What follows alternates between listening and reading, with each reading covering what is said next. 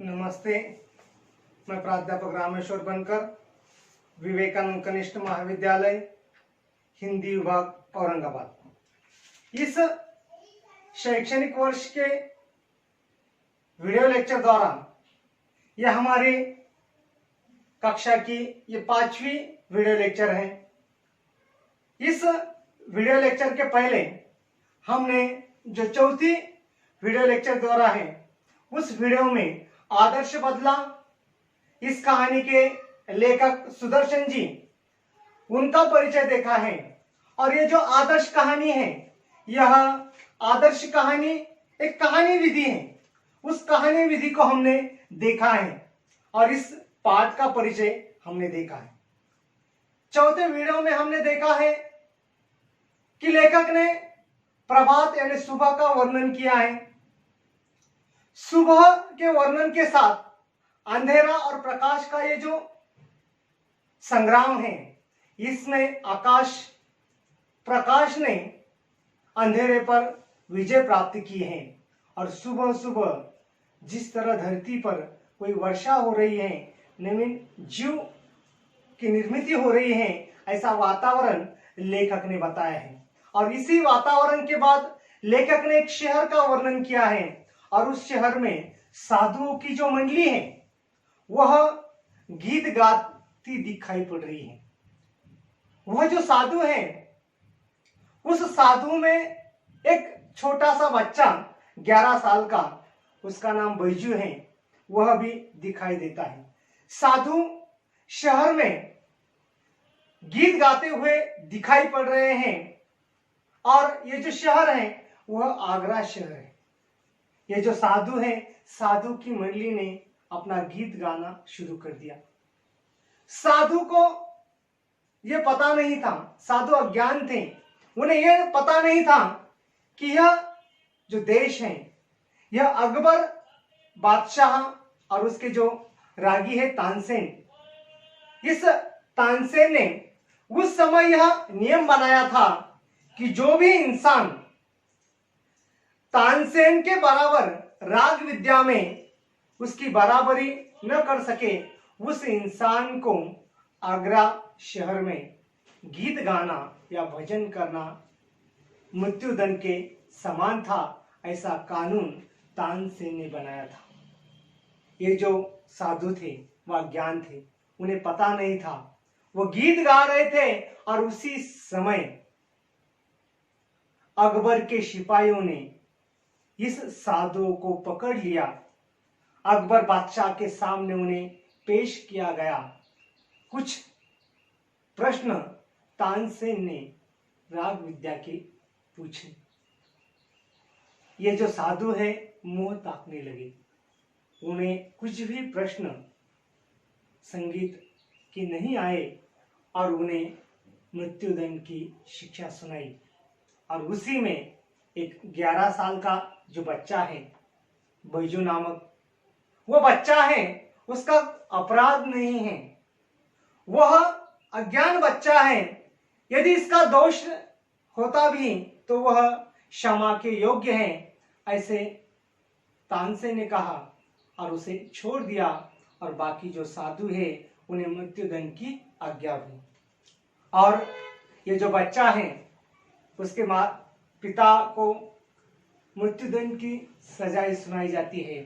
और यह बच्चा आगरा शहर से निकलकर जंगल के तरफ झाड़ियों में अपने स्थान पर चला जाता है। और रास्ते में वो अपने बाबा को याद करते हुए, बाबा तू कहाँ है? इस जीवन के रास्ते में, इस संसार में उन्हें अपने बाबा याद आ रहे थे।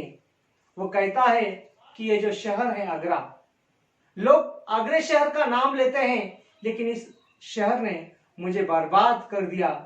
बार बार वह अपने बाबा को याद करता है और अपने कुटिया में जाने के लिए निकलता है।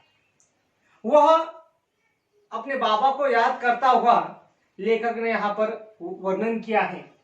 ये जो बच्चा है अपने बाबा के विचारों से डूबा हुआ बच्चा देर तक रात में रोता रहा। इतने में खड़ाऊ पहने हुए का अर्थ है ये जो लकड़ी के जूते हैं, वह लकड़ी के बनी हुई खूंटीदार पादुका, उस तरह की पादुका पहने हुए एक साधु, हाथ में माला लिए हुए और राम नाम का जप करते हुए बाबा हरिदास कुटिया के अंदर आए और बोले, बेटा शांति करो, शांति करो। इस तरह रामनाथ का जप करते हुए हरिदास उस कुटिया में आते हैं और उस बच्चों को बेटा शांति करो, शांति करो ऐसा कहते हुए कुटिया में आते हैं। बैजू उठा और हरिदास जी के चरणों से लिपट गया।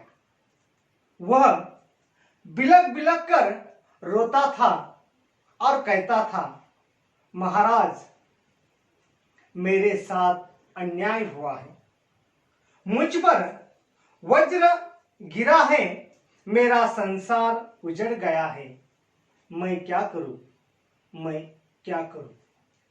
हरिदास बोले, शांति शांति। तभी बैजू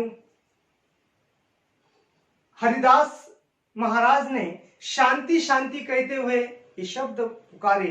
तभी बैजू कहता है, महाराज मेरे साथ अन्याय हुआ है,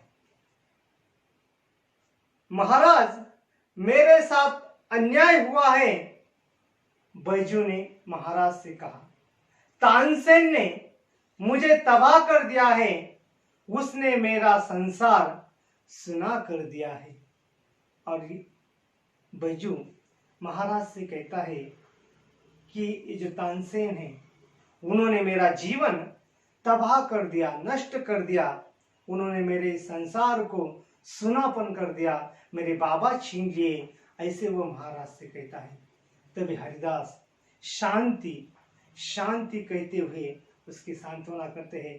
तभी बैजू ने हरिदास के चरणों से और भी लिपट कर कहा, महाराज शांति जा चुकी है, अब मुझे बदले की भूख है, अब मुझे प्रतिकार की प्यास है, मेरी प्यास बुझाइए। जो बैजू है उसे अपने बाबा याद आ रहे थे। वो महाराज से कहता है कि महाराज मेरे जीवन की जो शांति है, आप बार बार मुझे शांति बताते हैं, लेकिन ये जो शांति है मेरे जीवन से जा चुकी है और मेरे मन में जो बदले की आग है, वह आग मेरे अंदर प्रतिकार की प्यासी है, मेरी प्यास बुझाइए। ऐसे बैजू जो हरिदास महाराज है उन्हें बार बार कह रहे हैं कि शांति है मेरे जीवन से चली गई है, मुझे प्यास है, बदले की जो प्यास है, उस प्यास को प्रतिकार की जो भावना है मेरे मन में, वो मेरे मन में निर्माण हुई है। और प्रतिकार का जो प्यास है, मुझे जो बदले की प्यास लगी है, वो मेरी प्यास बुझाइए, ऐसे बैजू महाराज से कहता है। तभी हरिदास ने कहा, फिर कहते हुए हरिदास कहते हैं, बेटा शांति शांति। बैजू ने करुणा और क्रोध की आंखों से बाबा जी की तरफ देखा। बार बार हरिदास जी शांति पुकारते हैं और इस बार जो बैजू हैं उन्होंने हरिदास की तरफ देखा और अपनी जो करुणा है और क्रोध की आंखों से उन्होंने बाबा जी की तरफ देखा। उन आंखों में आंसू थे और आहें थी और आग थी। जो काम जबान नहीं कर सकती उसे आंखें कर देती हैं, और जो काम आंखें भी नहीं कर सकती उसे आंखों के आंसू कर देते हैं। बैजू ने ये दो आखिरी हथियार चलाए और सिर झुकाकर खड़ा हो गया। बैजू ने करुणा और क्रोध से आंखों की तरफ बाबा की तरफ देखा और उसके आंसू, उसकी जबान और उसकी आंखों के निकले हुए जो आंसू है वो बार बार बता रहे हैं कि मुझे बदले की, मेरे मन में जो भूख है उसे आप बुझाइए। ऐसे बैजू बार बार हरिदास महाराज से कहता था। हरिदास के धीरज की दीवार आंसुओं की बौछार न सह सकी और बार बार बैजू महाराज से कहता है। आंखों से आंसुओं से उन्होंने महाराज के सामने अपने विचार प्रकट किए। हरिदास जी महाराज की धीरज दीवार की तरह आंसू से बौछार हुई और कांप कर गिर गए। बौछार होना यानी आंखों से आंसू निकल गए और वो अपने मन की भावनाएं कहने लगे। उन्होंने बैजू को उठाकर गले से लगाया और कहा, मैं तुझे वो हथियार दूंगा जिससे तू अपने पिता की मौत का बदला ले सके। फिर हरिदास महाराज ने बैजू से कहा कि मैं तुझे ऐसा हथियार दूंगा कि तू अपने पिता की मौत का बदला ले सकेगा। ऐसे महाराज ने बैजू से कहा। बैजू हैरान हुआ, बैजू खुश हुआ, बैजू उछल पड़ा। उसने कहा, बाबा आप मुझे खरीद लिया है। बैजू महाराज से कहता है कि महाराज आपने मुझे खरीद लिया है, आपने मुझे बचा लिया है, अब मैं आपका सेवक हूं। फिर जो हरिदास ने बैजू से कहा कि मैं तुम्हें अपने पिता की जो हत्या है, पिता की जो मौत हुई है, उस मौत का बदला ले सकेगा, ऐसा मैं तुझे हथियार दूंगा। और ये बातें सुनकर बैजू महाराज के सामने झुक गया और उन्होंने महाराज से कहा कि आपने मुझे खरीद लिया है, आज से मैं आपका सेवक हूं। तभी हरिदास महाराज ने कहा, मगर तुझे 12 बरस तक तपस्या करनी होगी, कठोर तपस्या करनी होगी, भयंकर तपस्या करनी होगी, ऐसे महाराज ने बैजू से कहा। तभी बैजू महाराज आप 12 बरस कहते हैं, मैं 12 जीवन देने के लिए तैयार हूं। मैं तपस्या करूंगा, मैं दुख झेलूंगा, मैं मुसीबतें उठाऊंगा, मैं अपने जीवन का एक एक क्षण आपको भेंट कर दूंगा। मगर क्या इसके बाद मुझे वह हथियार मिल जाएगा जिससे मैं अपने बाप की मौत का बदला ले सकूंगा? बैजू महाराज से कहता है कि मैं अपना पूरा जीवन, आप 12 बरस कहते हैं, मैं आपको मेरा पूरा जीवन सौंप देता हूं। मैं तपस्या करूंगा, मैं दुख झेलूंगा, मैं सब मुसीबतों को उठाऊंगा। ऐसे बैजू महाराज से कहते हैं कि इसके बदले मुझे वह हथियार मिल जाएगा जिससे मैं अपने बाप की मौत का बदला ले लूं। ऐसे बैजू महाराज से कहता है, महाराज हाँ मिल जाएगा। तभी महाराज कहते हैं कि वह जिस तरह का हथियार तुझे चाहिए उस तरह का हथियार तुझे मिल जाएगा। हरिदास महाराज कहते हैं कि तुम्हें वह मिल जाएगा। बैजू तो मैं आज से आपका दास हूं, आपका आज्ञाकारी हूं। जो भी आप आज्ञा दे मैं आपकी हर आज्ञा का सिर और सिर के साथ दिल झुकाकर आपका पालन करूंगा। ऐसे बैजू बार बार महाराज से कहता है कि आपका मैं आज से दास हूं, आप जो भी आज्ञा देंगे मैं हर समय आपकी आज्ञा का पालन करूंगा। मेरा जो सिर है, सिर के साथ मैं अपना जो दिल है वह भी तुम्हें दूंगा। दिल झुकाकर मैं उसका पालन करूंगा। और हूं मैं अपना पूरा जीवन तुम्हें देने के लिए तैयार हूं। आज से मैं आपका दास हूं। सिर और सिर के साथ दिल भी मैं झुकाकर आपका पालन करूंगा। 12 साल बीत गए। ऊपर की जो घटना है उसे 12 साल बीत जाने के बाद जगत में बहुत से परिवर्तन हुए।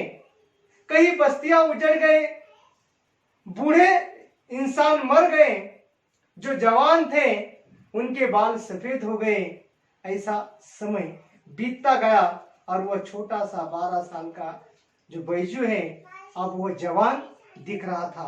अब बैजू जवान बावरा दिख रहा था और राग विद्या में बहुत वह बैजू दिन ब दिन आगे बढ़ रहा था।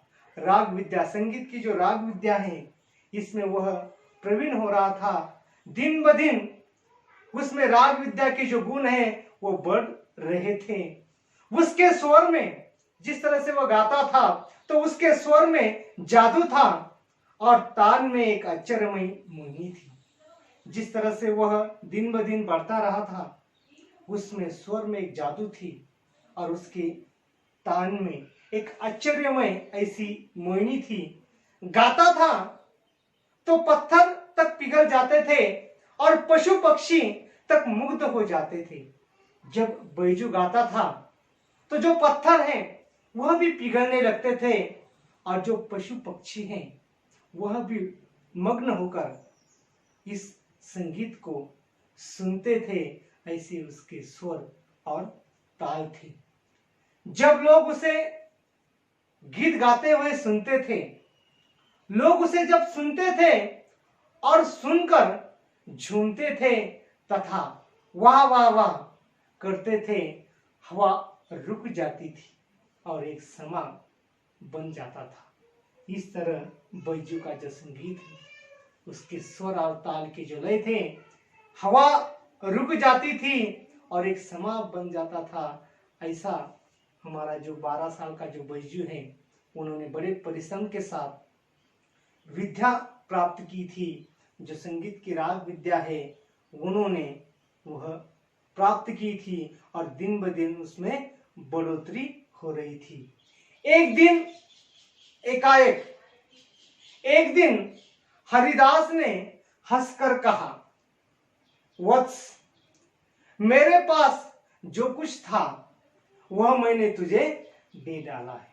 ये जो हरिदास महाराज हैं उन्होंने बैजू से कहा, हंसकर कहते हुए, वत्स, मेरे पास जो कुछ ज्ञान था, जो कुछ अच्छा था, सब मैंने तुझे दे दिया है।